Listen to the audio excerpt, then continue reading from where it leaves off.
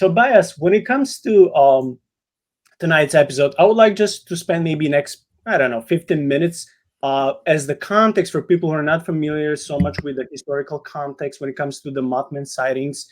One of the earliest, if not the earliest, data we have that it comes from West Virginia in 1967 with the notorious, Silver Bridge collapse in Point Pleasant. I was just thinking if you can please summarize the story for us in maybe a couple of minutes. Thank you.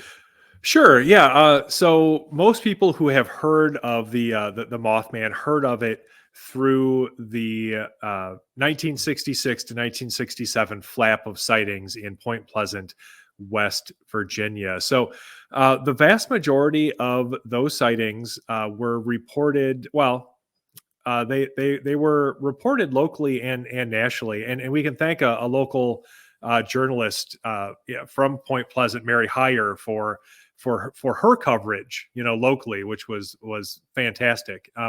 But most people have probably heard of the sightings because of the work of John Keel and his book, The Mothman Prophecies. And so he wrote that several years after the investigation had concluded.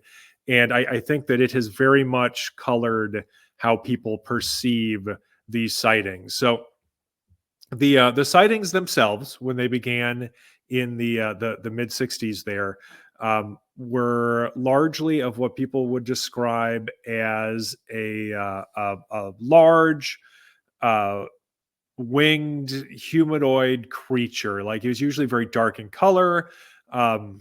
People would describe it as either bird or bat-like, and they would often describe these glowing red eyes, this intense feeling of fear, and sometimes other paranormal aspects, such as feeling hypnotized or as though the thing was like staring through them. But it's difficult to discern how much of that is just their reaction to it and sort of their interpretation of their own fear in reacting to it. And it's because of John Keel, though, and the things that he added to the narrative, that we have the ideas like Mothman as a harbinger of doom or something,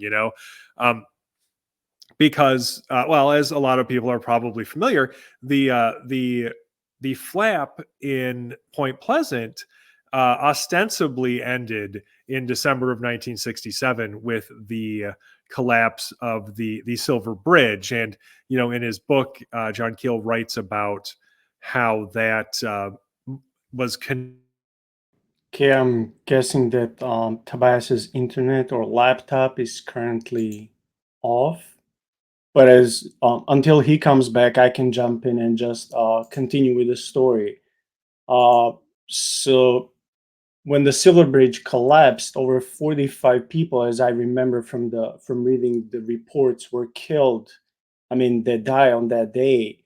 And unlike the tradition that tells us that after that point, Mothman sightings stopped in West Virginia, they did not. There were so many eyewitness reports. They kept speaking about the local sightings happening also in West Virginia. So for many people, um, Mothman. Okay, Tobias is back. Hey, Hi, yeah, Tobias. I am so sorry. I don't know what happened there. The Mothman is I just working against you, brother. I guess, yeah. I my internet just suddenly disconnected from the computer, and I had to reconnect it. So Trust me, that very happens with a strange. lot of my guests. A lot of my guests, whenever we start digging into some deep topics, crazy things happens to their computers or internet. They always tell me we don't think it's a coincidence. I'm like, I don't know. It's tough to say, but I will say I've had a lot of weird coincidences like that, specifically when discussing the Mothman stuff. But what? See, where was I? The collapse of the Silver Bridge. Yeah, a lot of people, because of John Keel's work, have attributed the collapse of the Silver Bridge to these Mothman sightings. But um, I think it's just as likely that John Keel, who was a fantastic storyteller and a very entertaining writer, just I think that he needed a good narrative ending for his book, and being a good storyteller, I think he recognized that the Silver Bridge would provide just that. But the reality of these phenomena is that they don't end, and Mothman sightings didn't end with the collapse of the Silver Bridge, not even in West Virginia or along the Ohio River Valley. They never stopped, and so people have this idea, that okay, this was a very sort of contained phenomenon that went from precisely 1966 to precisely the collapse of the Silver Bridge in 67, and then that was it. But it's not. I mean, and that's why I find connections to the collapse of the Silver Bridge so tenuous. Is that the sightings continued, and as far as tragedies are concerned, and there's no doubt that the Silver Bridge was one. It had a huge effect on that community. To this day, everybody knows somebody affected by that tragedy, and so it's something I personally, take very seriously.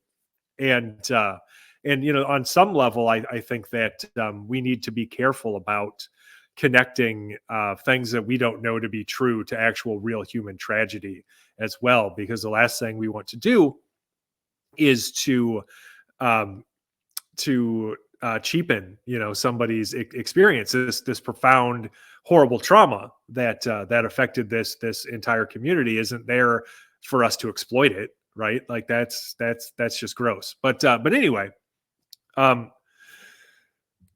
yeah, this the reality of it is that we have tragedies that happen all the time, right? Like constantly, worldwide, and there aren't winged humanoids anywhere near them. Like people aren't reporting winged humanoids at every single tragedy, nor did the sightings of winged humanoids stop even in that area after this tragedy.